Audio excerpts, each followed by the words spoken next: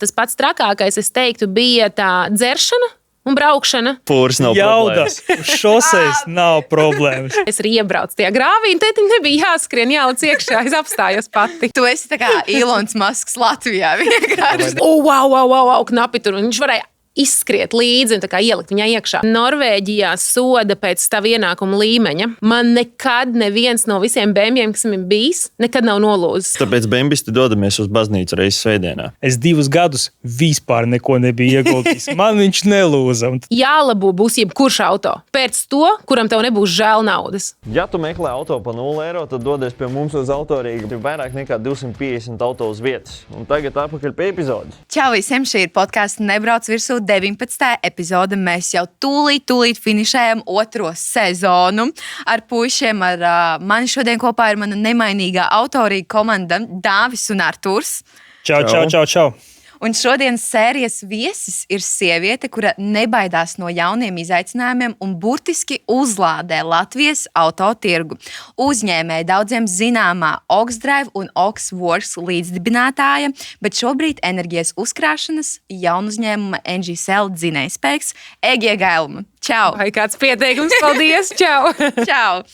Egija, tas ir pierādījusi, ka auto pasaule nav tikai vīriešu lauciņš un ka nākotne ir elektriska. Šodien mēģināsim noskaidrot, kas slēpjas aiz šīs enerģijas. Es domāju, mēs varam sākt. Sāksim tādu nelielu ievadu, kad tu vispār dabūji tiesības.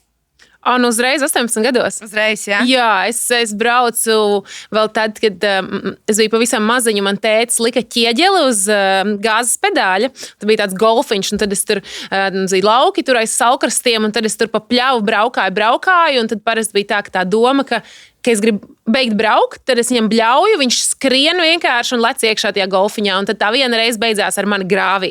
Jo tādā ziņā kā bija droši, jo tā pļava bija ierobežota ar grāvi no visām pusēm. Jā. Es nevarēju izbraukt uz lielā ceļa. Un tajā vienā liktenīgajā reizē es arī iebraucu tajā grāvī, un tētim nebija jāskrien, jālic iekšā, es apstājos pati. Man patīk tas vārdu salikums, ķieģelis uz gāzes pedāļu, un tas bija droši, viss kārtībā. Man drīzāk fascinē tas, ka tu viena brauci tikai.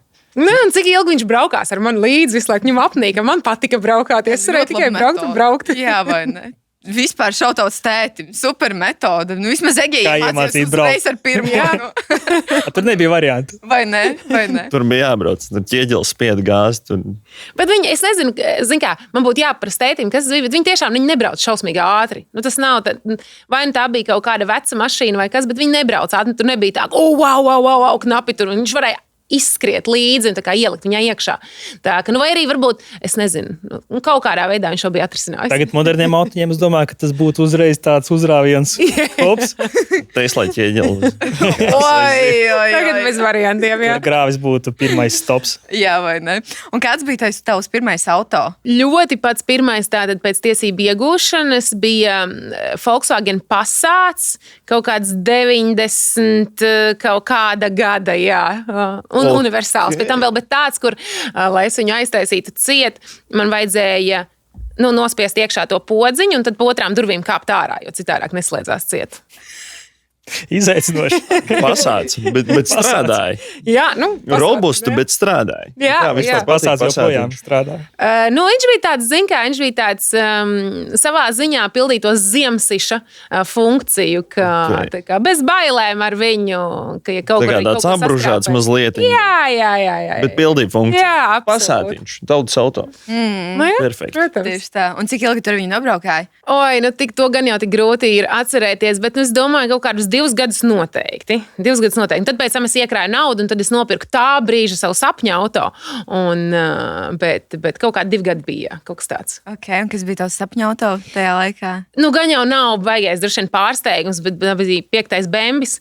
Līdz ar to Latvijas klasika. Bembis? Exactly, nekāda pārsteiguma. Šeit man komentāri beidzās. Artur, tava kārta. Wow, un 5. Okay. Jā, tas bija tajā brīdī. Es īstenībā biju izsapņojusi to, atcerieties to ar kaķacīm, kuram gāja. Jā, bet tad, kad es beidzot biju to naudu iekrājusi, lai viņu nopirktu, viņš jau bija tiešām jau salīdzinoši vecs, un tad es tomēr nopirku jau to, kas bija F10. Līdz ar to tās kaķetes saprat, nē, tas jau ir par vecu, es iekrājusi vairāk, lai atļautos nākamo. Tagad pus Latvijai joprojām sapnis ir 60. bēbis. Vai F10. F10. jau tāds. Tāds, kas ir tāds? Jau luhurī. 60. joprojām ir. Un kad sākās aizraušanās tava ar auto? Arī jau tajā laikā tu jūti, ka tev būs virziens uz to auto pasauli vai? Nē, man auto patika vienmēr. Tie tāpēc, ka laikam teica par to parūpējās, ka man viņi patika jau no bērnības. Tā ļoti pastiprināja to, ka tas būs saistīts arī kaut kādā ziņā arī biznesa. Tas nāca relatīvi negaidīti pāris gadus pēc augstskolas. Kā attiecīgi bija šis Citybee. Viņi bija izdomājuši, ka viņi grib ienākt tirgu, un tad es kļuvu par viņu šo country manager. Un tas īstenībā bija tas pats pirmsākums, kā es iegāju tiešām automašīnu biznesā. Kā ķieģelīts nepalīdzēja šoreiz. Tas nebija tas grūdienis. Tas nebija grūdienis. Atspērienu punkts, vai ne? Un ar ko tu šobrīd pārvietojies ikdienā? Very funny, bet vēl joprojām ar BMW. Tikai jau nākamo jau. Es jau sabijos, ka tas F10 tik ilgi izdzīvoja. Es domāju, ka viņš ir vēl joprojām izdzīvojis, jo viņi pārdeva vienkārši, bet es domāju, ka viņš vēl joprojām brauc. Es tā domāju. Varētu būt. Es domāju, ka nē. Viņa jau nav tik. Godīgi sakot, es zinu, ka visi saka, ka īpaši, arī 5. sērija tur lūst. Man nekad neviens no visiem BMW-iem, kas man ir bijis, nekad nav nolūzis. Viss, kas man ir bijis, apkopes, bremžu kluču maiņas, bremžu disku maiņa, viss. Neko neesmu nekad nevienam no viņiem labojis. Un es tiešām braucu, un es ziemā attiecīgi atslēdzu visas pretslīdes, un es tiešām braucu ar to auto. Nav tā, ka es viņu pabraucu 5 metrus, un tad viņš pārsvarā stāv noparkojies. Tāpēc, jā. Mūsu sfērā, teiksim, kā autotirgotājiem, principā, dažreiz tas ir viens no tādiem sketčī frāzēm, kad cilvēks atbrauc, teiksim, pārdot savu autiņu un pasaka, es 2 gadus vispār neko nebiju ieguldījis. Man viņš nelūza. Un tad tu paskaties, bišķi dziļāk tajā autiņā, skaties, domā, oi. Nē, es saku, bremžu kluču, viss, kas ir tādas lietas, ko tu nobraukā. Tās, jā, bet man nav bijis, piemēram, nezinu, tur ķēdes jāmaina vai tur motoram kaut kas, nē, bet viss, kas ir tiešām tādas, nobraucamās daļas, visu, ko tu nobraukā, jā, citādi. Tas bija 3 vai 2? Man tikai 5 ir bijuši nopietni. Nē, bet dīzels 3.0 vai 2.0 vai tas benzīns. Bija 2. Tas bija 2. 2 dīzels. Jā. Tas ir ok. Gan jau, ka nākamajam īpašniekam būs. Tūlīt komentāros rakstīs, kas tas pa benzīnu. Es to viņas nopirku, what the fuck? Man iesmērēja. Redz, ar Behām arī var būt šādi. Varbūt ne Beha ir vainīga. Jā, īpašnieks. Bet varbūt īpašnieks. Vai ne? Vienkārši tā aura, Tieši tā aura. Enerģija, saprotiet. Viņa negrib ar mani lūst, viņa grib turpināt maksimāli ilgi braukt. Tāpēc bembisti dodamies uz baznīcu reizes svētdienā. Uzreiz pēc servisa. Svecīti. Uzreiz pēc. Var arī pēc servisa, ja paspējam. Jā. Un kāds ir bijis, tavuprāt, labākais auto, ar ko tu esi braukusi? Noteikti Porsche. Un tad atkarībā no tā, kam, tu prasi, piemēram, labākais kam? Trasei, labākais ielai. Ja man ir jāizvēlās ielas braukšanai, tad šobrīd mans favorīts būtu Panamera GTS. Un savukārt, ja trasei, tad es noteikti ņemtu 911, tur, piemēram, GT3, to es izvēlētos trasē, jā. Bet ielai šobrīd vismaz Panamera. Tas var mainīties. Un kā ir ar pļavu un meža trasēm? Tad, ja uz offroadu, tad droši vien es ņemtu, nezinu, vai G-klasi vai džīpu, kaut ko tādu, kas būtu. Lai gan mēs bijām, tātad Porsche piedāvā arī offroadu tos braucienus, un mēs ar Cayennem un Macaniem izbraucām, kur ir netālu no tās trīnieku trases, ir tas offroadiņš viņiem, un tad bija pilnīgas smiltis, absolūti, kā tādas pludmales smiltīs, un īstenībā Cayenne tur izgāja cauri vispār tā, ka es mēģināju visādus aplīšus, un es tiešām mēģināju viņu iesēdināt, jo tāds bija uzdevums, mēģina iesēdināt viņu. Nē, neiesēdās, tiešām neiesēdās. Tāpēc īstenībā arī ar Cayenne varētu braukt. Vienkārši domāju, ka būtu žēl ar viņu braukt, jo kaut kas... Cayenne mežā kāds. Jā, tas būtu tā žēl. Un tad vēl es izbraucu to Rivienu. jo Siksts viņu bija atvedis uz Latviju to vienu. Un tad, tas arī gāja, protams, tā kā tāds tanks cauri visam. Bet viņš vizuāli ir tāds Man arī nepatīk, jā. To es nepirktu, jā. Jā, bet, ja tu man teiktu, kādu es pirktu, jā, droši vien offroadam, tad es tiešām kaut kādu droši vien G klases paņemtu, jā. Bet vispār tā saka, ka cilvēki, kas, teiksim, izsapņoja savus bēnbjus un jau izgāja cauri tam BMW posmam, viņi tālāk izvēlās tieši Porsche markas auto. Jā, es arī tā domāju. Tas ir tāds interesants tāds paradoks. Jā. Ok, bet braucot ar tiem Porschiem, nav tā sajūta, ka tu sēdi tajā Volkswagen grupas automobīlī? Nav, un kas ir interesanti, es īstenībā burtiski tikko biju Vācijā, tātad Audi, principā, šajā visā rūpnīcā. Un tas, ko es uzzināju, ka izrādās, jo man vienmēr tas bija tas jautājums par to, bet tā ir Volkswagen grupa. Un viņi tiešām daudz tie uzņēmumi savstarpēji komunicē. Tad Porsche ir īstenībā vienīgais, kurš ir pilnīgi neatkarīgi atsevišķi. Jā, viņi dalās ar kaut kādām, protams, tehnoloģiem, motoriem. Bet izrādās, ka Porsche ir kā pilnīgi tiešām atsevišķi, kuri visu lemj pilnībā atsevišķi. Viņi neiet tikties kopā ar pārējiem grupas uzņēmumiem. Tas man bija īstenībā pārsteigums. Līdz ar to es to neesmu sajutusi. Varbūt kādreiz kādā citā auto varētu to sajust. Ir arī, man jau nav tā, ka man pilnīgi visi Porsches patīk, bet vismaz tur 911. Tur nav nekāda sajūta, ka sēdētu. Viņi paliek pie tā savu autentiskā stila. Jā. Es teiktu, ka kopumā Porsche markai ir visi pārējie modeļi un ir 911. Tas ir tāds atsevišķā pasaulē. Tā ir viņu ikona, kuras viņi pieturās tā ļoti, ļoti tā smalki un delikāti. Bet, kā minēja Artūrs, pēc BMW visi pāriet uz Porsche. Porsche ir Audi grupa, tā kā visi pāriet uz Audi. Tādā es gribētu domāt. Tas gan ir zīmols, kurš man nespēja man pārliecināt un uzrunāt Audi. Jā.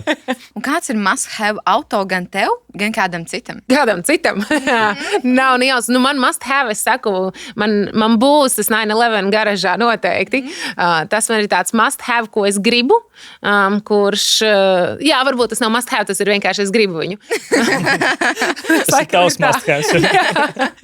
Bet must-have, kā, viss ir atkarīgs, vai tu baudi, tev automašīna ir kaut kas, uz ko tu atskaties. Es vēl joprojām uz savu mašīnu, es viņu aizslēdzu, es vienmēr atskatos. Es vienkārši priecājos par to mašīnu. Bet ja tev tas auto ir vienkārši nokļūt no punkta A uz punktu B, tad pēc to, kas ir ekonomiski visizdevīgākais un vismazāk būs jāremontē. Vai arī tad no otras puses, kā man vienreiz viens autoservis mehāniķis pateica, zini kā, jālabo būs jebkurš auto. Pēc to, kuram tev nebūs žēl naudas. Viss. Tas ir tāds mans arī redzējums attiecībā pret autiņiem, ka tu nopērci tur 6. gada Passatu, vai tu nopērci kaut kādu jaunāku BMW, vai tur nav svarīgi Audi. Tāpat tās viss būs jālabo. Un tu tur grūdīs tūkstošiem, un tur grūdīs tos tūkstošus, tad labāk nopirkt to, kas tev patīk. Ja tev auto ir tāda... Kurš 6. gada Pasātam 1000 var iegrūst? Es domāju, ka virsbūvē. Pārkrāsot. Kur tie metinātāji vienreiz aizbrauc. Labi. Es piekrītu tam, ka, protams, ka, ja tev būs jaunāks auto, viņš būs dārgāks tomēr. Bet arī pat laikā, piemēram, ja tev tāpatās ir jālabo tas 6. gada Passats, un tu visu laiku besies, un tev tā kā nepatīk, vai arī tu, pieliec klāt to naudu, un tev, tu arī besies, bet tev ir tāds, bet man patīk. Tā kā tu katru dienu baudi, tu atskaties uz to mašīnu, tāds, es braucu uz šo mašīnu, man patīk. Tā kā tas galvenais ir tā sajūta, kā minēja. Tu aizslēdz, atskaties un tāds.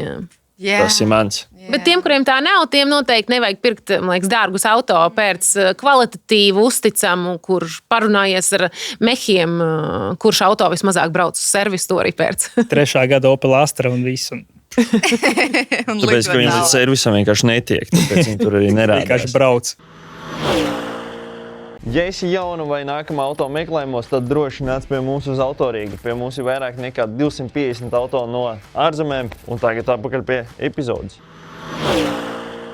Mēs varam ķerties klāt spēlē pirmajai, ko vadīs puiši. Bišķiņa nedaudz tāda atslodzīta no mūsu diskusijām spraigajām. Parasts kviziņš. Jūs, Lāsma, esat vienā komandā. Jūs droši varat komunicēt, sadarboties, mēģināt atbildēt pareizi. Ir jautājumi, ir 3 atbilžu varianti, jāizvēlās pareizais. Labi. Mēs dažreiz varam palīdzēt. Dažreiz Bet jūs jau zināt atbildi. Mēs, protams, kādam jau ir jāpasaka, kas ir pareizais. Nu, tad sākam ar pirmo. Kurā gadā tika izrakstīts pirmais sods par ātrumu pārsniegšanu? Vispār pasaulē? Jā. Vēsturiski. Nu, variants studijā. Sākam ar variantu. Jā, tas ir bijis pirms mūsu dzimšanas visdrīzāk. Noteikti. Tā varētu būt. 1896. gads, 1953. vai 1823. Un kāds sods? Vispār? Par ātrumu pārsniegšanu. Par ātrumu Pirmais. pārsniegšanu. Tas ir dokumentēts. Tas nozīmē- Cilvēks sodīja par ātrumu. Kad radās radari.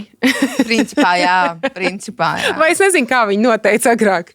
Tur ir ļoti interesanta metode, kā viņi to noteica. Nu, ar kaut kādu. Vai uz laiku viņi uzņēma? Vienā galā stāv Vai, viens džeks, uzņem laiku, Jā. kad mašīna iebrauc, kad viņi izbrauc ātri aprēķinam un Chronometru. ķeram. Tas ir tiešām interesants jautājums, kā bija. Un tur bija 1900 kaut kas, 1800. 1896, 1953 vai 1828. Man liekas, tas 1896. Bet tas ir 19. gadsimts.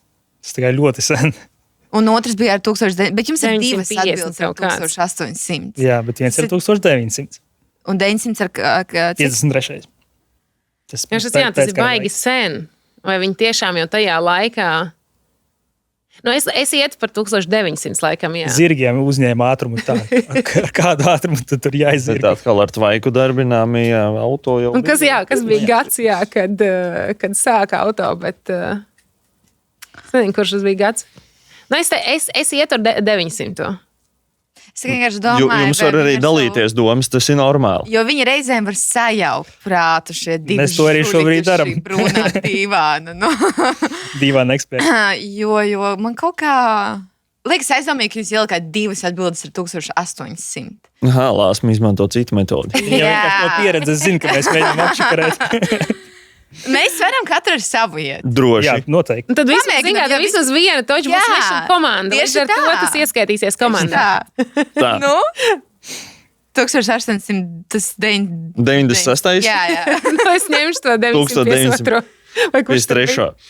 Ok, un tad šoreiz uzvar Lāsma ar 1896. Ok, mums ir punkts. Kur Nu, jā. Jā? cilvēks saņēma sodu par ātrumu pārsniegšanu, kur bija atļauts 3 km/h. Viņš pārvietojās ātrāk. Jautājums, kā viņi to noteica? Tajā laikā Anglijā bija noteikums, ka tam pašbraucošajām karietēm, tie vēl nebija auto, pa priekšu bija jāskrien cilvēkam ar sarkano karodziņu. Tas bija tas, ko stāstīja mums Kozmēts. Kozmēts, jā. Jā. Ja tu brauc ar pašbraucošu karieti, tad pa priekšu skrien cilvēks ar sarkanu karodziņu. Nu, tā kā brīdinot. Nu, attiecīgi viņš to cilvēciņu bija vai apbraucis vai apdzinis, un tas ir ātruma pārsniegšanas sods. What? Poliči uz zirgiem pieķēra viņus. Labs. Tā kā tas ir 19. gadsimts. Nu, Pirmais jā. sods par ātrumu. Un mēs šodien arī tā braucam pa krasteni pie jums un priekšā ar karodziņiem. Skrien cilvēks. Vai arī policijas auto priekšā brauc ar lielu karogu progārā. Reāli. Ok. tā kā tā. Ļoti labs sākums. Ok, nākamais jautājums. Kurš ir pirmais masveidā saražotais automobīlis? Šeit arī noteikti laikam vajadzēs variantus. Nu, noteikti. Volkswagen Beetles, Ford Model T vai Renault FT17. Masveidā, jā.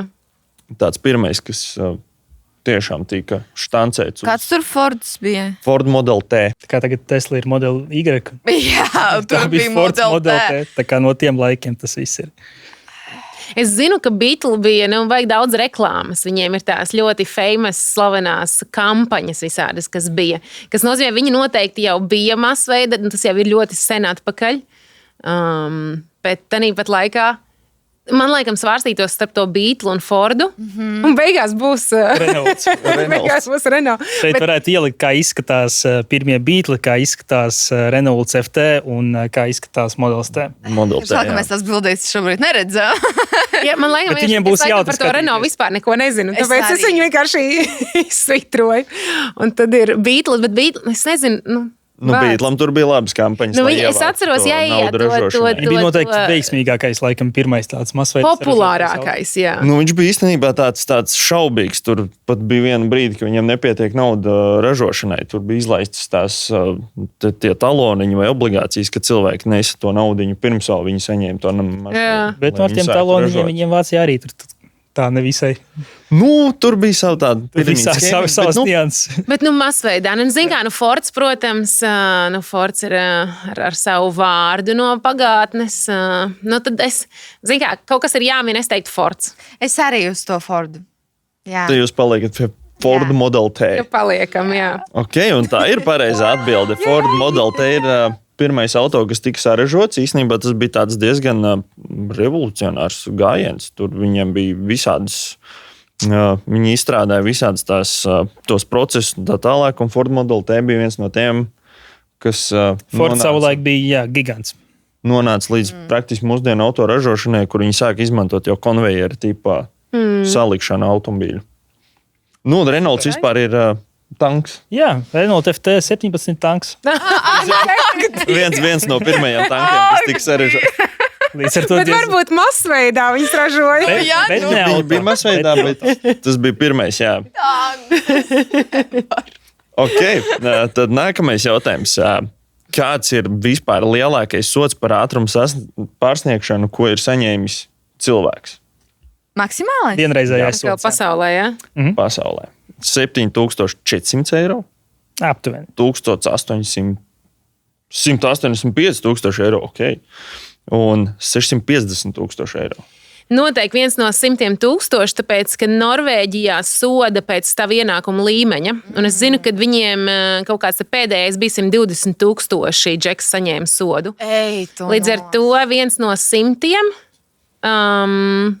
Bet jautājums, vai kāds ir tiešām bijis, kāda bija 600 000, ja? Ir 650 un 185, ja mēs paliekam pie 100. 185 noteikti, es nezinu par tiem 600. Vai tiešām, tas ir pāri pa 500 000. Vai tiešām kāds vienkārši skan Norvēģi? Viņiem vienkārši proporcionāli, piemēram, ja tev ienākumi 1000 eiro un tu pārsniedz tikpat ātrumu, cik miljonārs, tu maksāsi ar 1000 eiro, tur samaksās 100 eiro sodu, viņš samaksās 100 000 eiro sodu. Līdz ar to tur tas nav tik ļoti par to, cik tu pārkāp ātrumu, bet vienkārši proporcionāli pret taviem ienākumiem. Bet vai 600, tas ir tāds atkal, tas ir ļoti... Pusmiljonu par sodu. Lās, mēs gribētu teikt, ka tu ir diezgan spēcīgs dalībnieks komandā. Diezgan zinoši ir. Ir zinoši. Es viņas virziens ir nenormāli pareizi. Jā, virziens ir pareizi. Jautājums par to summu, vai ne? Jautājums ir par to summu. Vai tiešām kāds varētu būt? Bet sods ir dabūts tieši tā, kā ir aprakstīts, atbilstoši ienākumiem. Atbilstoši ienākumiem, jā? Ja tā bija cita valsts. Jā, es to kā piemēru. Tad to pusmiljonu, laikam. 600 000 sods par ātrumu. Tas man bišķi liekas, vai tiešām... Pat daudz liekas? Liekas pat daudz, jā. Nē, visi ir atkarīgi no ienākumiem. Visi ir atkarīgi no ienākumiem. Vienam tie 600 varbūt nebūs tik daudz. Nevērtē vīru pēc cepures. Nē, zini kā, vārds, šis ir tāds... Jūs sajaucat galvu mums. Tāds ir uzdevums. 185 000, tas ir stabili. Tad 185 tas vispār man nebūtu jautājumu. Reāli man tas triki ir par to 600. Varbūt arī, ka kāds miljardieris trāpījās. Tā kā, ups. Nē, labi, ejam ar 600, vienkārši tā kā... Pie 600? Jā. 600. Davai. Mēs zinām, 650 000 eiro kāds samaksāja sodā. Tā ir pareizā atbilde. 650 000. Un tā bija Šveice. Šveicē, kungs, bet arī tā soda sistēma bija līdzīga atbilstoši viņa ienākumiem. Un tur sanāca ķēpa tāda neliela. Uz cik viņš brauc?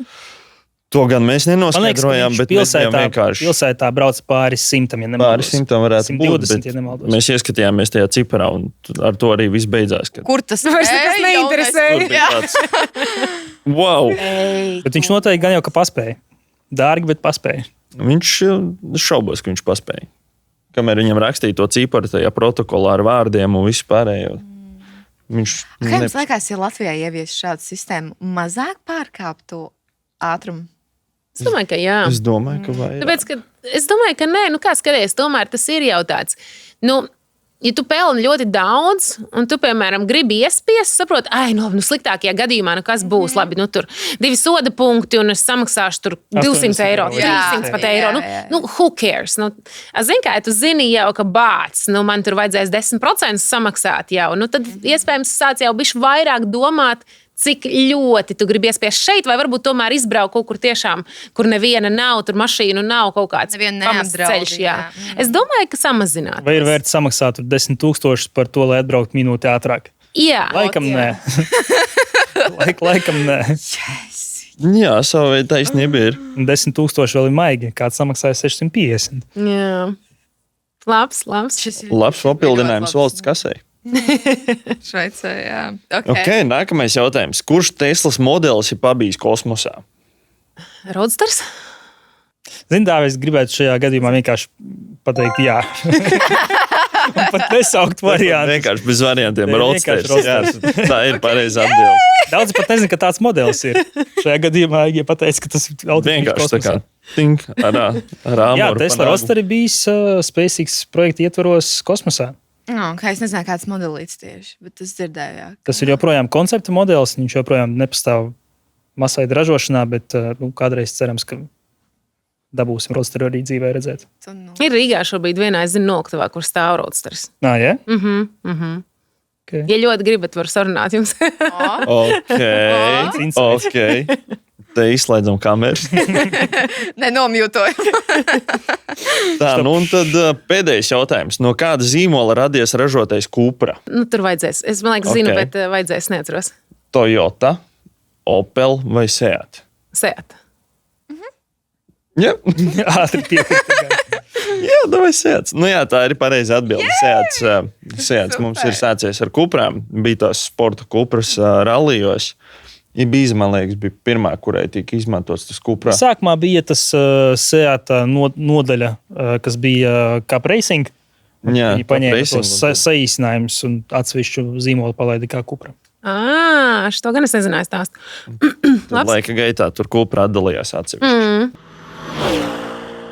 Izvēlēs savu nākamo auto pie mums www.autorīga.eu. Mēs uzsaucam CSDD izdevumus, dodam auto reālu garantiju. Mums ir vairāk nekā 250 modeļi uz vietas. Pie epizodes. Turpināsim runāt par elektropasauli, jo Egija ir mums viena no atpazīstamākajām sejām tieši elektroauto un koplietošanas auto jomā Latvijā. Pastāst lūdzu mūsu skatītājiem, kāda tev ir bijusi pieredze ar Oxdrive un kāpēc tieši elektroauto un kāpēc tieši Tesla? Tesla ļoti vienkārši. Tas jau ir jau cik 3-4 gadi atpakaļ. 21. mēs laikam sākām to ideju. Un tajā brīdī Latvijā bija cik tieši 5 Teslas. Un skaidrs, ka tas bija kaut kas citādāks, kaut kas netradicionāls, kaut kas, kas likās tāds salīdzinoši neaizsniedzams, jo tā ir amerikāņu mašīna, un viņi nevarēja vispār uz Latviju pasūtīt tajā laikā. Un arī mēs viņas pirkām, līdz ar to mums vajadzēja caur uzņēmumu kādu, kuram ir sijā, tur Vācijā vai Beļģijā vai Nīderlandē, vienalga kur, lai mēs viņas dabūtu. Un viens no tiem tā laika co-founderiem, ar ko mēs kopā šo ideju sākām, viņš vispār bija ļoti liels Elon Musk fans, un tajā laikā arī par Teslām viņš fanoja. Un tad tas nāca kā tāda ļoti spontāna ideja, ka, hei, kā būtu carsharings ar Teslām. Es pat atceros, mēs sēdējām pusdienās pie galda, un šī ideja vienkārši tā kā izspruka. Un pāris dienas vēlāk es atceros vēl to messengerī ziņu, kur es atbildēju, fuck it, let's do it. Jo viņš ir igaunis, tāpēc angļu valodā. Un tad mēs izdomājām, ka daram. Nav nekā tāda. Pirmkārt, nav ar elektroauto neviens carsharings, koplietošanas pakalpojums. Un Tesla kā tāda nav Latvijā. Un tad, kad mēs tās pirmās Teslas nopirkām, mēs nopirkām viņas mazlietotas, jo mēs tomēr sapratām, drausmīgi sarežģīti bija dabūt jaunu no salona. Un viņiem arī tajā brīdī tas pieprasījums bija tik liels, ka būtu jāgaida vismaz pusgads tajā brīdī kā minimums, lai tu vispār tiktu. Un mēs sākām ar Model 3. Un tad, kad mēs atvedām tās pirmās kaut kādas 20, mums jau vēl nebija kāršērings. Mēs kāršēringu, man liekas, sākām 21. gada beigas vai 22. gada laikam sākums. Un tajā 21. mums viņas ir atbraukušas vienkārši un neliks jau stāvēt dīkstāvē. Mēs uztaisījām vienkārši mājaslapu spaceship.lv. Bez nekādām baigi reklāmām es ieliku savā Instagramā par to, ka, hei, ir iespēja izīrēt mašīnu, bet ļoti standarta vecajā metodē. Tev ir jāpiesakās, tu atbrauc pie mums uz to, kur mums placis, kur stāvētās Teslas, fiziski uz papīra paraksties, samaksā mums naudu pārskaiti par to nomu, un tad tu brauc, un tev ir atpakaļ jāatved viņu uzlādēta un tā tālāk. Tā ir ļoti vecajā nomas metodē. Un tā interese bija tik milzīga, ka beigās mums ir paralēli jāstrādā uz šo koplietošanas bizīti, lai viņu palaistu. Bet to vien mēs darām, kā skraidījām no ofisa uz to placi cilvēkiem, izsniegt auto, pieņemt auto, izsniegt auto, pieņemt auto, tīrīt viņus. Mums ir tās bildes, kur mēs vienkārši naktīs tīram tās visas Teslas, jo no rīta jau 8 nākamais brauc pakaļ tam auto, un tev atkal viņa fiziski. Un tev tas nav vienkārši nodot. Tev katram cilvēkam bija jāstāsta, kā viņu atvērt, kā viņu iedarbināt, kā ar viņu sākt braukt, kas ir vispār šī reģeneratīvā bremzēšana, kad tu atlaidi gāzes pedāli, ka viņi sāk pati pēkšņi bremzēt un vispār par to, ka rekur ir baigais uzrāviens. Mums tas viss bija no 0 līdz katram cilvēkam jāstāsta. Līdz ar to tev vienmēr tā nodošana bija tāda pusstundas jautājums kā minimums. Pēc tam sāka atgriezties, jau tie cilvēki vienreiz izīrēja to auto, viņi sāk atgriezties jau atkal. Mums bija, man liekas, cena kaut kādi 90 eiro par dienu, kaut kas tāds, nebija baigi īstenībā lēti. Un cilvēki sāk atgriezties un ņemt vēl, un tad bija tā, ka mēs beidzot nonākam līdz tam brīdim, kad viss šodien ir jāiet gaisā. Puse no tām mašīnām bija pie tiem nomniekiem šādā veidā, kuri bija ar to parakstījušies ar papīrīti, un līdz ar to mēs tajās mašīnās nevarējām ielikt ne tās iekārtas, šīs IoT iekārtas, kas ir jāieliek iekšā. Nav pietiekama mašīnu uz to launch dienu, līdz ar to mēs palaidām launch ar 20 mašīnām, kamēr vēl 20 brīdī ir kaut kur nomā, un tas hypes bija liels, tāpēc, ka visiem gribās to Teslu pamēģināt, un tas bija kaut kas tāds, nebijis, ekskluzīvs, jā, tāpēc, tu, man liekas, biji atklāšanā, vai ne? Nē, es nebiju, bet es jau tiklīdz parādījās Oksdraivs, es jau cietos, ka man būs 3 gadu štāžs vai kaut kas tāds, kad es varēšu braukt ar viņu. Un es dabūju, un es pēc dzimšanas dienas uz Teslu kā pājājos reāli ievādē aplikāciju. Un tad es arī iepazinos ar Teslām. Bet uz launch es nebiju. Nē, nebiju. Jā, okay. Es domāju, varbūt, kā mazums tu biji, un tad jau tu paspēji tur papčamdīt viņu. Un tas arī pēc tam, ka, ir tā aplikācija, tagad cilvēki var īrēt caur aplikāciju, bet tu visu laiku tikai sēdi uz telefona un skaidro cilvēkiem, kā viņus par atvērt. Tagad nē, viss kārtībā, tur nav starta pogas, jūs iekāpāt, viņa ir jau iedarbojusies, viņa visu laiku ir iedarbināta. Un tas bija ļoti grūti, laikam, izstāstīt cilvēkiem, ka nav tāda iedarbināšana šai mašīnai, ka viņa nav jāiedarbina, viņa jau ir. Viņa vienkārši ir, tu iesēdies, ieliec draivā un brauc un visu. Un tāpat tas, ko, protams, mēs pamanījām īstenībā jau šis te puļķīts, ko tu nospied uz leju, lai brauktu. Tāds jau Mercedesam ir bijis jau izsenis, jo tā ir Mercedes detaļa. Un tie, kas, protams, bija braukājuši ar Mercedesiem, viņiem jautājumu nebija. Bet lielākā daļa, kur ir braukājusi ar jebkuru citu auto, tad tiem, protams, bija ļoti daudz jautājumu. Skatījās tajā ekrānā. Tā, kur ir ātrumklots? Iedarbina šajā planšetē. jā, un tieši tāpatās, kā vispār ieslēgt šos te logu tīrītājus, kur man ir avārijas uguņi, un tur jautājumi par visu un jebko, kad tas bija tāds, bet tas bija jautrs periods. Es ticu, jo man, teiksim, personīgi ir tā, ka es ar Teslām esmu diezgan pabraucis, bet joprojām parādās dažreiz kaut kas tāds, kas liekas, kā to izdarīt. Es pats biju iesaidos nolocījās spoguļi. Es domāju, ko man tagad darīt? Kā man tos spoguļus dabūt atpakaļ? Izgāju ārā, iesaidos, tikai pēc tam sapratu, ka jānospiež un fold mirrors. vēl joprojām cilvēkiem ir jautājumi par Teslām. Un tas smieklīgais, ka es vairs neesmu Oksdrivs jau labu laiku, bet es tikko biju uz vienu tikšanos aizgāju pie viena klienta, tātad par enerģētiku saistīt, un viņiem tā sapulču telpa ir no tiem stikla. Līdz ar to, jebkurš no malas kolēģis redz, kas ir atnācis. Un tajā brīdī mēs jau esam apsēdušies, tūlīt sāksim runāt, ieskrien kāds cits kolēģis, atver durvis. Es ļoti atvainojos, man ir jautājums par Teslām. Vienmēr sakot, ka nevar saprast, kā viņai atslēgt to pretslīdu, un es tūlītās man ir ātrs jautājums. Tu esi tā kā Ilons Masks Latvijā, vienkārši tikai sieviešu versiju.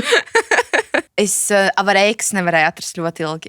Ļoti ilgi. Es tajā planšetē visu esmu izskatījis, pilnīgi visu. Es kaut kā ļoti ātri viņā adaptējos. Man likās ļoti elementāri, bija kaut gan intuitīvi. Jā, kaut kā pirmā reizē, protams, man arī bija tāds, kā lai es viņu pie vēl iedarbinu, bet ļoti ātri pieķeries tai mašīnai un adaptējies. Bet tās avareikas. Tu gribi pateikt paldies cilvēkam, tu nevari. Un tad kaut kad es tā paskatos, un ir augšā tā avareikas. Es nezinu, nevienam es kaut kā pati pusgadu meklēju tās avareikas un atradu. Un ir iemesls, kāpēc viņas nav ekrānā. Tāpēc, kad Eiropas Savienības noteikumi to neatļauj, tev ir jābūt obligāti viņai kā pogai. Ja gadījumā nobrūk tev visa elektronika, viss ir nobrucis, tev ir jāspēj ieslēgt šī avārijas uguņiem. Kā tu redzi elektroauto nākotni Latvijā?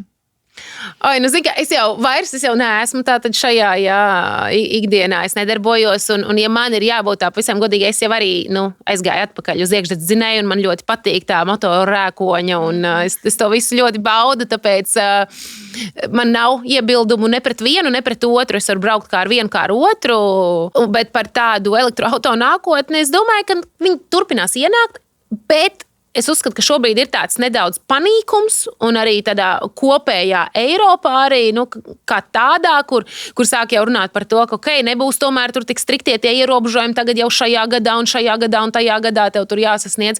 Bet es domāju, ka turpinās iet uz priekšu un attīstīsies, un vienkārši tās baterijas droši vien kļūs advancētākas ar to, ka tu varēsi aizvien jaudīgāk un jaudīgāk lādēt, ka tev tur uz ko iet vispār, ka tev ir 5 minūtēs tu esi ielādējis pilnīgi pilnu baču. Tāpēc es domāju, ka tas turpinās attīstīties, bet kā jau ar visu, tas aiziet laiks, tāpat kā kamēr pārkāpa no zirgiem uz iekšzemes dzinējiem. Tas arī nenotika gada laikā. Tāpēc es domāju, ka tas attīstīsies, bet es arī nedomāju, ka tie iekšzemes dzinēji tik ātri izzudīs vēl. Es domāju, ka viņš vienkārši tā tagad bija, es teiktu tā, no sākuma bija tāds mierīgi gāja, tā bija baigais uzrāviens.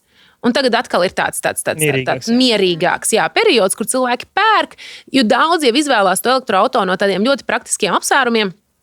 Bezmaksas parkings, kamēr viņš ir, tur atvieglojumi nodokļiem, autobusu joslas. Kamēr šie benefiti būs, es domāju, tomēr diezgan daudz cilvēku izvēlēsies, jo tas ir ļoti ērti. Es citreiz arī, piemēram, kaut kur jāizskrien, tad es paņemu koplietošanā no CarGuru Teslu. Ir tāpēc, lai varētu izmantot to ekstru, ka es zinu, ka ir sastrēguma, labi, es nebraukšu savējo, ja tad man ir jāsēž sastrēgumā, tad aizbraukšu, piemēram, ar CarGuru Teslu pa autobusu jostu. Tāpēc es domāju, ka kopumā attīstīsies, bet es domāju, nevairs tik strauji. Ja vien nenāks klajā kaut kāds atkal tāds baigā inovācija, kaut kas īpašāks. Jā. Pēc brauciena ar Porsche 911 pa pļavu, vai tev neliekas, ka elektroauto nav dvēseles? Nē, man liekas, viņam vienkārši ir citādāk, jo mēs vienkārši, tas jau atkal ir, ko mēs saucam par dvēseli. Tas jau bieži tā motora rēkoņi ir tas, kas cilvēkiem liek to sajūtu rada. Bet savukārt, es domāju, tu paņemsi kādu no jaunās paudzes, kurš nekad nav bijis rēcošā auto un ieliksi viņu elektroauto, viņam liksies, ka šitam elektroauto ir dvēsele, šitam nav, jo man, piemēram, patīk, ir kaut kāda skaņa, piemēram, Porsche Taycanam, man ļoti patīk šī te kosmiskā tā sajūta, ka tu pacelsies tūlīt. Jā, bet tā jau ir, protams, tā jau no motora skaņa, tā ir burtiski tā kosmiskā skaņa, ko viņi ir uztaisījuši mākslīgā, ka tev liekas, ka tu kaut kādā kosmosā jālido tajā brīdī. Un, līdz ar to, man liekas, ka ir viņiem, jo, piemēram, Taycanam, man liekas, ir dvēsele ļoti izteikti. Ja tādiem, kuriem man liekas, ka nav dvēsele, ir tādi, klasisks, paņem ID3. Jā. Tiešām, man liekas, viņiem nav dvēseles. Tev ir vienkārši kastīte ar elektromotoru un viss. Vienkārši autiņš. Jā, vienkārši autiņš. Tāpēc es domāju, viss ir atkarīgs, kā viņš ir uztaisīts, kāda ir tā braukšanas pieredze tam pašam Taycanam. Tā vadība ir tāda, ka es arī pa trasi ar Taycanu izbraukus. Tu brauc tajā līkumā, tev ir tā sajūta, ka tu nekur neizkritīsi ārā. Viņš turās stabili, viņš tevi tā kā apņem. Un līdz ar to es domāju, ka tā ir tā, tas, kas rada to dvēseli. Tāpēc nē, vienkārši elektroautomobīļos ļoti daudz ir aizgājuši to, ka viņi ir tādi parasti, ekonomiski domāti buņģiņas, un tāpēc arī nav dvēseles. Jā. Viņam būtu arī motors iekšā, viņam arī nebūtu dvēseles. Jā, starp citu īstenībā. Taisnība ir. Pēc Oksraiva neskumsti? Vairs nē. Vairs nē. Atlaidi. Tad, kad mēs tikko, protams, notika šī apvienošanās, protams, ka pirmajā brīdī ir tāds, tava jau, tu esi piesējis savu personību un identitāti tam uzņēmumam. Tu viņus izveidojis, tu viņus strādājis pie viņa, un tu sevi asociē ar šo zīmolu. Tev liekas, Oksdrajs ir Egija ir Oksdrajs. Jā. Un tāpēc no sākuma bija tāda neliela identitātes krīze, bet tas baigi ātri jau pārgāja. Galvenais ir turpināt kaut kādas lietas darīt. Zin kā, ja es sēdētu mājās tur, ko tagad tālāk, droši vien es būtu ieslīgus kaut kādā varbūt depresijā, bet nē, mums jau bija nākamās jau idejas galvā, ko mēs gribam īstenot un kurā segmentā doties enerģētikā, un viss tagad jau es jau galīgi vairs neasociēju sevi ar Oksdraju, un es pilnībā asociēju jau ar Enģīselu. Līdz ar to tā pārmaiņa jau notiek. Rebrandings. Jā. Un Oksraiva laikā, cik bieži tev nācās saskarties ar tādiem nepatīkamākiem klientiem? Zin kā, es teiktu tā, ka kādi 3 līdz 5% ir tie briesmīgie klienti. Un tā bēdīgā lieta, ka patiesībā 95–97% ir superīgi klienti. Vienkārši to tavu ikdienu aizņem tie 3–5%. Tā varētu būt. Jo, protams, jā, tas pats trakākais, es teiktu, bija tā dzeršana un braukšana. Tas es teiktu, jo viena lieta ir, tu vienkārši atstājies sevi šmuci, tur netīru mašīnu, tur miskasti, labi, tā kā esi cūķis. Bet tas trakākais ir tie, kuri tiešām, sadzerās, un tad viņi paņem to mašīnu un brauc, un to ir ļoti grūti arī izkontrolēt. Tas, arī vēl joprojām Eiropā nav risinājumi īsti tam. Tas, ko cilvēks saka, hei, jā, ielieciet tur iekšā vienkārši tos alkometrus, jā. Tas nav tik vienkārši izdarāms, jo tev ir tik daudz uzreiz PVD noteikumu. Tev ir jāmaina tie galiņi un tā tālāk. Tu nevari tā vienkārši ielikt. Un tad tagad tur nāk ļoti daudz jaunu startup strādā pie tā, ka tev no sākuma tur visādi uzdevumi ir jādara. Piemēram, sākot no 10:00 vakarā, tev tur ar acīm kaut kas jādara, vai viņš tev parāda tekstu, tev ir jāskatās kamerā un jānolasa tas teksts. Un tā doma ir tāda, ka tas mākslīgais intelekts spēj noteikt, vai tu esi skaidrā vai neesi skaidrā. Bet arī tas vēl nav aizgājis tik tālu. Tāpēc tie ir tādi trakākie, jā, kas bija. Nebija jau viņi regulāri, bet es teiktu, tur reizi ceturksnī noteikti notika avārija tā iemesla dēļ. Tas bija tāds, un tad bija kaut kāda attiecīgi, kas ir pārvadā narkotikas, un viņiem liekas, ka neskapēc ļoti lieliska lieta būtu, ka mēs to darītu ar carsharing, kurš ir izsekojams, un tad tev zvana policija un saka, sveiki, mēs meklējam tādu un tādu mašīnu, vai jūs mums varat ik pēc 5 minūtēm iedot atjaunotās koordinātus, un tad policija vienkārši viņus izķēra tādā veidā. Un es domāju, ka tie, protams, nebija tādi paši advancētākie, tas ir droši vien vidējais līmenis, kuri vēl, vai iesācēji, kuri vēl nesaprot to, ka carsharings noteikti nebūtu labākā lieta, ar ko paveikt kāds noziegumus. Jā, mīļi, ņemam aiz jā. Tāpēc bija, bet saka, tie kādi 3 līdz 5%, bet pārējie klienti bija tiešām, īstenībā lielākā cilvēka daļa ir nenormāli forša. Un tiešām, viņi ir vienmēr paziņoja, kaut kas noticis, vai citreiz pat iztīrēja, tur aiz cita cilvēku un atsūta, ka, hei, es iztīrīju, kur tur bija netīrs, bet es izmetu tur un tā. Tas ir pozitīvi. Jā, tā kā īstenībā lielākā daļa cilvēki tiešām ļoti jauki. Bet mums vienkārši aizēno tā ikdiena, ka tu strādā ar tiem 3–5%. Jā. Cik forši, man liekas, jums ļoti daudz ko ietekmē tas, kad bija to 3 gadu stāžu arī jābrauc. Jā. Man liekas, tas ir ļoti daudz no svara, jo tiklīdz pirmais, kas ienāk prātā cilvēkam, kas tikko nolicis tiesības, paņemšu carsharing, zin kā. Paņemšu testu, kā tur būs nospiest grīdā. jā. Bet Oksraivam nevarēja, jo bija tieši tas 3 gadu stāžs, un tu cies. Jā. Jo tā ir laba lieta, ko tu pateici, jo tik un tā no tām avārijām visi bija tie bija jauni cilvēki, gados jauni. Tā kā 23, 22, 24, tā bija lielākā daļa. Statistiski pēc 30 vispār praktiski, ja bija avārija, tad tas bija tādēļ, ka, nezinu, tur ārā ir slidens, viņš ir saslīdējis, kaut kur ieslīdējis. Tās avārijas nebija tādēļ, ka viņš ir darījis stulbības, bet tādēļ, ka vienkārši neveiksmīga apstākļu sakritība. Bet tādas reāli, kur stulbības, tad tas tiešām bija tā kā gados, tur un neko tur nevar izdarīt. Viņi, es domāju, ka tā lieta vienkārši ir, viņiem nav tik liels pieredzes. Jo visi jau tur spieda grīdā, visi mēģināja viņu samest. Vienkārši tev nav vēl tik liela, tie jaunajā vecumā, tev nav tik liela pieredze savaldīt jaudīgu mašīnu. Un pēc tam jau tev viņi izveidojas, un tad jau tu spēj tikt ārā arī no tādām slidenākām situācijām. Auto bez pirmās iemaksas un ar garantiju. Visi auto ir pieejami Višķielā 14 vai mūsu mājaslapā www.autorīga.eu. Atgriežamies pie epizodes. Ir laiks mūsu spēlē numur 2. Puiši, lūdzu! Izstāstiet Egijai nevis noslēpumus, bet noteikumus. Bet visus noslēpumus arī lūdzu. Šeit vairs nebūs tik sarežģīti. Te vairs nebūs jādomā atbilžu varianti. Te būs fantāzija. Te būs jāieslēdz iekšā fantāzija. Attiecīgi mēs parādām bildīti ar auto. Un skatoties pēc automarkas modeļa izskata, dizaina krāsas, ir jāapraksta iespējamais tās īpašnieks vai vadītājs. Tāds cilvēka arhitīps, kāds ir tas vidējais šoferis, teiksim, kaut kādam vienam vai citam autiņam. Tā, tad sāksim varbūt ar pašu interesantāko, kas mums ir Porsche. Te es vienkārši sevi aprakstīšu. Tātad, droši aiziet. Tātad es teikšu uzņēmēja, kuram patīk braukt ar auto. Tas nav auto, lai nokļūtu no punkta A uz punktu B, bet reāli tu vienmēr atskaties. Tev patīk arī jauda, tev patīk sportiskums, tu labprāt. Ne katru weekendu, bet vasarā kādu weekendu noteikti aizbrauks arī uz trasi, jo ar šo auto var arī izbaudīt trasi. Skaidrs nebūs kā 911, bet var. Bet vienlaicīgi, tev ir tā dzīve ļoti strauja, pilna, ka tev vajag to auto izmēru. Jo šajā auto ļoti daudz tomēr var salikt iekšā gan mantas, gan cilvēki jāpārvadā. Līdz ar to, tas tāds riktīgs uzņēmējs, kurš ir jaudīgs un kuram tā dzīve ir pilna, ka viņam vajag kaut ko līdzi arī ņemt.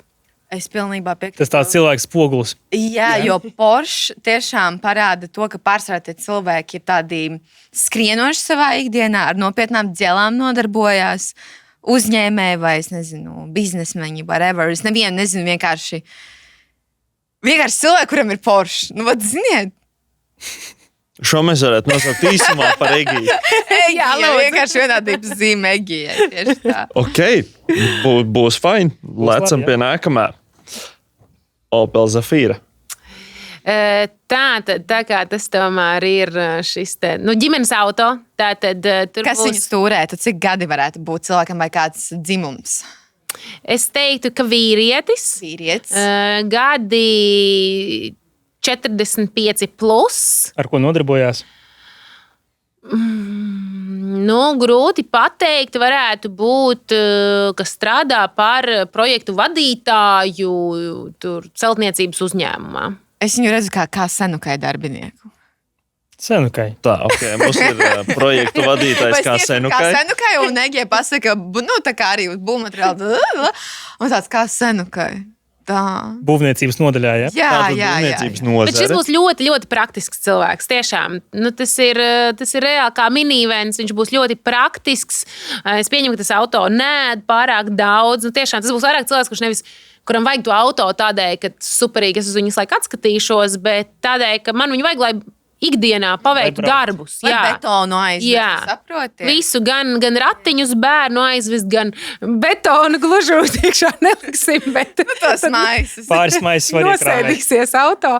Bet tur ļoti iespējams arī bagāžnieks ir aizkrauts ar visādiem dēļiem, ar visādiem noteikti viņš ir tas, kurš ir tas do it yourself mājās, visādus projektus taisa un remontē pats un tā. Ok. Īstenībā labs, jā. Tāds varētu būt. Varētu būt do it yourself cilvēki. Tad kāds tad varētu būt šī auto īpašnieks? Tas mums ir šis būs multilants. Pagaid, es katru reizi sāku, vai es tev dodu no sākuma arī vārdu? Jūs varat, jā, droši abas.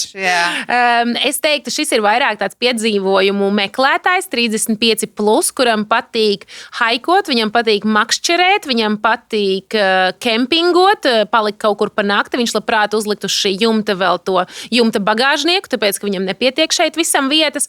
Viņš noteikti slēpo un vasarās brauc attiecīgi uz, ar dēli pa ūdeni aizmirst pēkšņi. Surfo, jā? Nevis surfo, bet... Veiko, jā. Okay. Veiko, attiecīgi, es teiktu, tāds piedzīvojuma meklētājs, kuram atkal viņam nav tas būtiskais tajā, kas tas ir par auto, viņam vajag praktiski, bet viņš ir tāds ritīgi piedzīvojuma meklētājs. Viņam vajag reāli lielu auto, bet tādu, kurš arī spēj izbraukt cauri vietām un lietām. Jā, un plusā, ka draugus arī var sastumt iekšā, sasēdināt. Īstenībā, jā, ir tākais autiņš priekš tālajiem izbraucieniem. Tur jābrauc kur uz Eiropu, un tu iesēdies busā un vienkārši tā kā autobusā brauc. Uz Alpiem. Jā, auto. Jā. Tā, nu tad mums ir šāds eksemplārs. Šis būs tētis, tāds riktīgs, tā kā saka sensis. Es neredzēju sākumā, kas pa mašīnu, bet, kad Edgija pateica tētis, man bija tāds, Volvo stopakā, tur stopakā Volvo. Gribās jautāt, kas kājās tētim? Kā teica dzirdējās. Kādi ir tie apavi tētim? 40+, sandeles. Tieši tā, jā. Viss ir par drošību, stabilitāti, paredzamību. Šis auto, viņš viņā jūtās labi. Viņš jūtās viņā vareni, bet viņš ir tāds kārtīgs, jā, ar konservatīvākām vērtībām, pieturās pie klasikas. Vienmēr taisnas bijušas stāvis. Jā. Nu, viņam noteikti skaidrs, viņam ir, protams, arī ģimene. Un viņam visticamāk vasarā būs vaļā tas šofera loks, un tur būs arī tā roka izlikta ārā. Tā roka, kas ir iedegusi. jā, tas ir traktorists iedegusi. Bet droši ģimenes auto. Okay. Super. Nu, un tad ķeramies pie pēdējā eksemplāra. Šis būs, jā, atkal es sāku.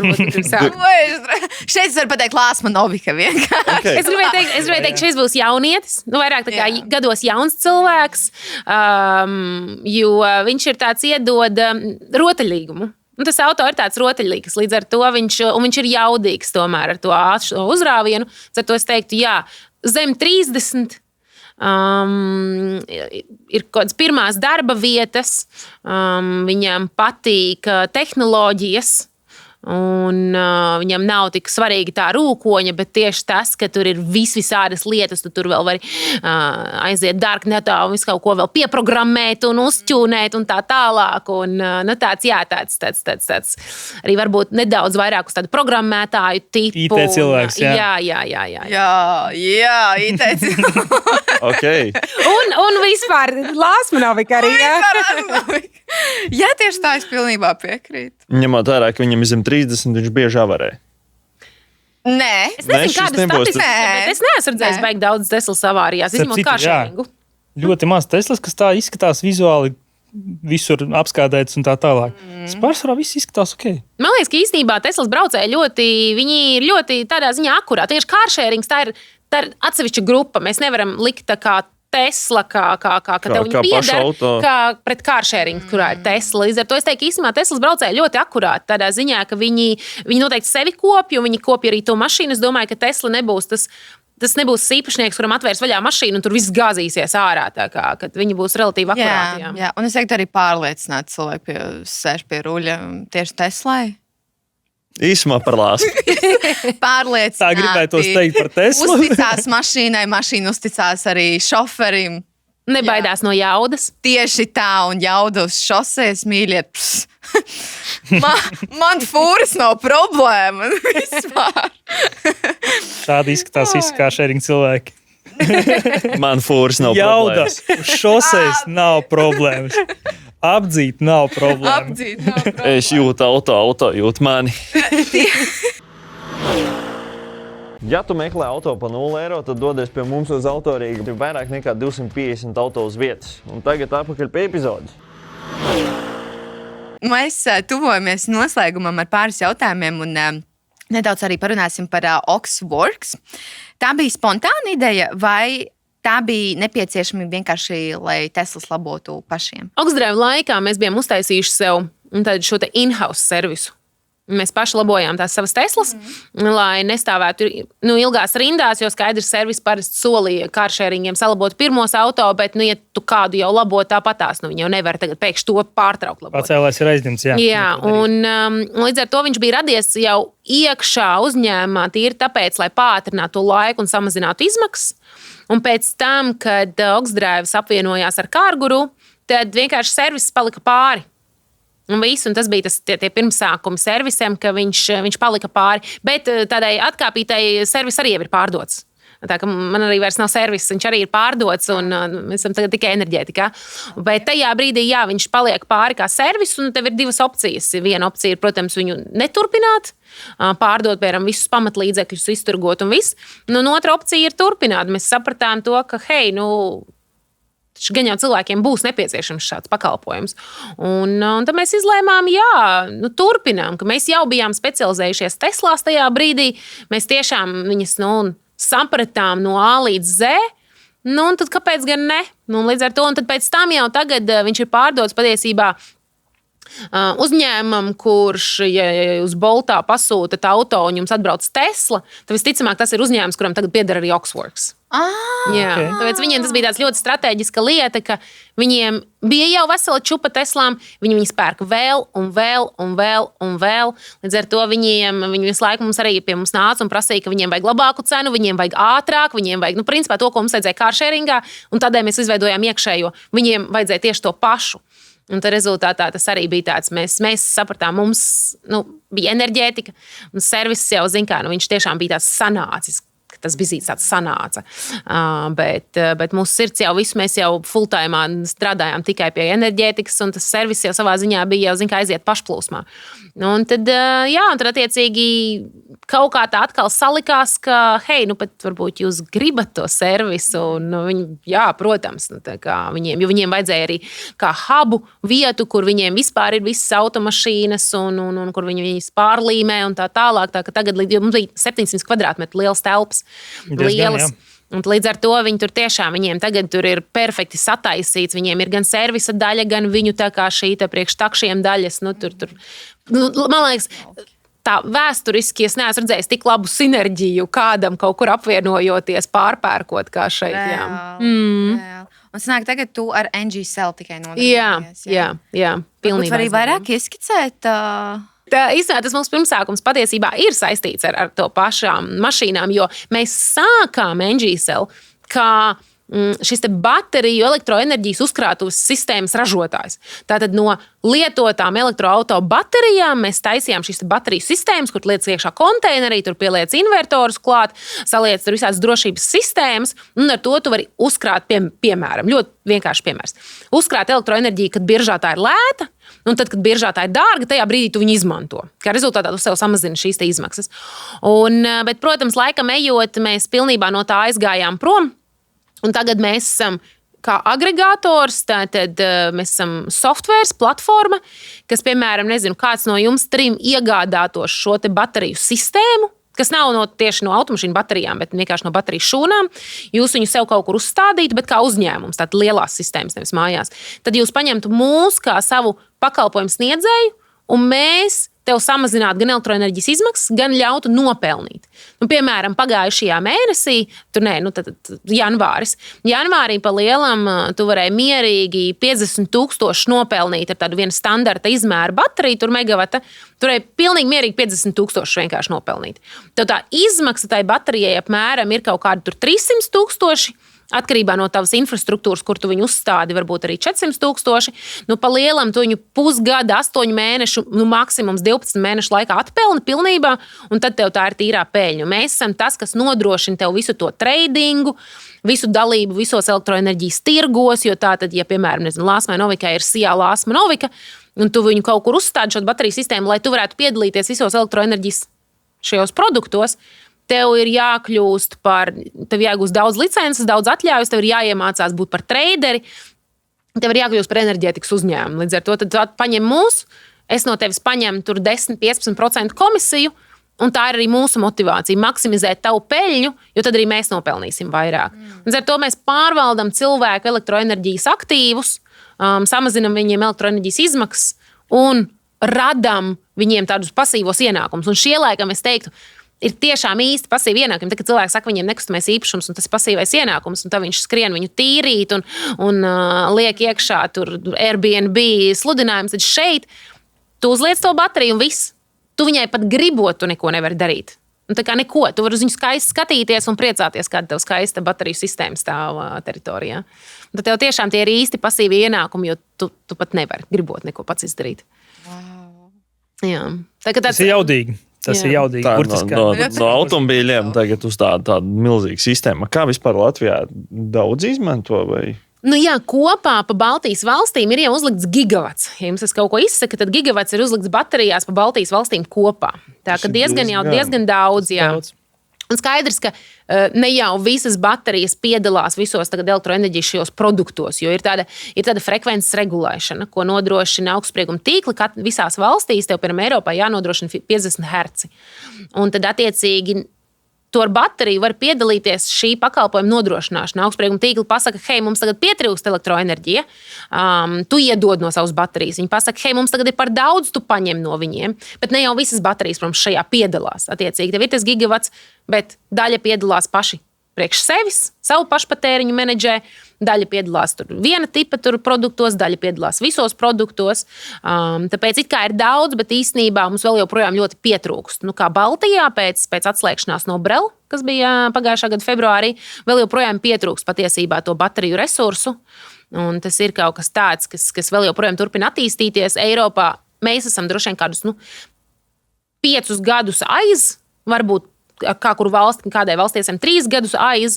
Līdz ar to, protams, mēs varam skatīties, kas notiek tur Eiropas valstīs. Mēs saprotam aptuveni, uz ko arī mēs iesim. Bet jā, cilvēki liek, jo tīpaši tagad, šogad, nākamgad uzliekot, tu ļoti ātri viņu atpelnīsi. Un tad tas tiešām ir tāds pat, ja atdeves nokritīsies un tev būs 10% atdeve gadā, pat, ja tik zema būtu, tik un tā būs tāda tīrā peļņa. Un tev tā nebūs vairs kā, ka tev ir jāatpelna savus ieguldījumus, jo šobrīd tās atdeves ir tiešām astronomiskas. Bet tas ir tādēļ, ka mēs atslēdzāmies no šī Brel. Tas ir tas mūsu unikalitāte, ka mums tas viss tirgus ir ļoti tāds sakarsēts un vajag ļoti daudz resursu. Baigā tā atsevišķā pasaule. Vai ne? Absolūti. Es klausos, man tāds šitā. Nē, tā ir tiešām pilnīgi kaut kas cits, kas notiek. Un tā ir tāda kritiskā infrastruktūra, kas ir īstenībā viss ļoti vajadzīgs. Jo, ja atceraties, tā bija vasaras sākums, pavasaris, kad Spānijā pazuda vispār visa elektrība. Tur visi gāja beidzot parkā dzīvoties bez telefoniem un tā tālāk. Viņiem vienkārši tā ir frekvence, kas izmainījās. Tad, ko es teicu, ir šie 50 Hz jānotur. Attiecīgi, viņi nevarēja viņu noturēt. Viss, ko tas nozīmē, ja Latvijā pēkšņi mēs nevaram noturēt šo frekvenci, nav pietiekami šo resursu, mums pazudīs elektrība vienkārši visā valstī. Tā ļoti vienkāršot izsakoties, tas ir tik vienkārši, bet tāpēc līdz ar to patiesībā tas, ka mums nepārtraukti spīd un ir elektrība, ir īstenībā baigais darbs aizmugurē, kas notiek, lai visu laiku noturētu šo jo nezinu, uzspīd. Piemēram, nebūtu bijis paredzēta saule šodien, bet uzspīd pēkšņi nenormāli saule. Visi saules parki ražo. Un tad viena opcija, tu viņus ātri var slēgt ārā, bet, piemēram, tev jau ir iegrūsts par daudz tajā tīklā, tad kādam ir jāspēj paņemt no tā tīkla. Vai tie ir patērētāji, vai tie ir baterijas. Piemēram, baterijas tādā ziņā ir unikāls ar to, ka viņas var gan uzņemt, gan atdot abos virzienos, un viņas var aktivizēties šitā. Kamēr, piemēram, daudzi no citiem kādiem elektroenerģijas aktīviem, viņi nevar aktivizēties pāris sekundžu laikā, kamēr baterija to tiešām var izdarīt. Jā, un tāpēc viņi ar to ir unikāla un kāpēc viņi var piedalīties visos produktos, kas vispār ir. Jā. Tādā ļoti interesanti no tādas puses, ka, teiksim, tāda ierastā auto pasaule ļoti vienmēr bija atkarīga no, teiksim, naftas pasaules un no naftas tirgus, tad šeit pamatā ir pavisam vienkārši cits. Te ir cita pasaule. Izklausās ļoti spēcīgi. Jā, man ļoti patīk. Man tiešām ļoti patīk, ka mēs aizgājām šajā, kas ļoti organiski tā sanāca ar baterijām un bateriju sistēmām, un pēc tam jau pats tieši tā soft puse un tā tirdzniecības puse. Tāpēc, man liekas, ir ļoti tā jaudīgi, ka tu redzi, ka cik daudz ko tur tiešām daudzas lietas, kā tās ietekmē visu, tā jau tādā lielākā apmērā, nevis tikai, ka tu noliki tur mašīnu smuki uz ielas, un tā tas bija forši. Bet, jā, salīdzinājumam, tāds Oksdrives ir seksīgs bizness. Viņš ir tāds, viņš ir B2C, viņš ir tāds, uz kuru tu vari būvēt, viņš ir redzams, jā. Viņš ir tāds garšīgs. Tad, protams, ka šāds, viņu ir grūti izskaidrot. Viņš ir tāds ļoti tehnisks, viņš vairs nav tas seksīgais, protams. Tas ir pavisam cita tipa jau tas bizness palielam. Bet tā stila, manuprāt, izaugsme ir superīga, reāli. Oksdrives, Oksfords. Tagad NG Cell, nevis Energy Cell, jā. Ļoti forši. Paldies. Nobeigumā, ko tu mūsu skatītājiem novēlētu gan elektrobraucējiem, gan ne tikai elektrobraucējiem, kopumā visiem mūsu šoferīšiem, ko tu viņiem šogad novēlētu? Es novēlētu būt iecietīgākiem un vienmēr pateikt paldies, ja tevi kāds palaiž, un braukt pēc tā principa, kā rāvējslēdzīts. Būs mazāk sastrēgumu, ja tā brauksim.